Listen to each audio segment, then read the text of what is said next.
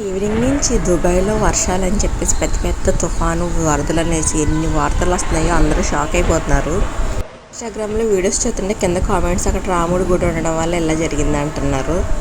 తెలియదు కానీ రామనవమి నాడు వర్షం అయితే పడుతుందని మా డాడీ అయితే చెప్పారు. వేరే వీడియో చూసాను అనమాట. వాళ్ళైతే ఒక టెక్నాలజీ ఇచ్చేసారు. క్లౌడ్స్ దగ్గర ఆ సాల్ట్ వాటర్ని ఫ్లైట్తో పంపించి స్ప్రే చేశారనమాట. పెద్ద క్లౌడ్ని వాళ్ళు దీన్ని ఇటు సైడ్ తీసుకొచ్చారు. మొత్తానికి వర్షం అట్లా రప్పిస్తున్నారంట ఆర్టిఫిషియల్. ఇంత పెద్ద వర్షము. వేరే వీడియో చూశాను. దుబాయ్లో పచ్చగడ్డి, ఎడారిలో పచ్చగడ్డి మొలుస్తుందంట. ఏంటో వింత అని చెప్పేసి ఇన్స్టాగ్రామ్లో వీడియో అయితే చూశాను. నేనైతే షాక్ అయిపోయాను అనమాట. బట్ ఇంత పెద్ద స్ట్రోమా, ఇది నిజమా కాదా, ఏదో ఫేక్ న్యూస్ అని అనుకున్నాను. కానీ చాలా వీడియోస్ అయితే ఉన్నాయి.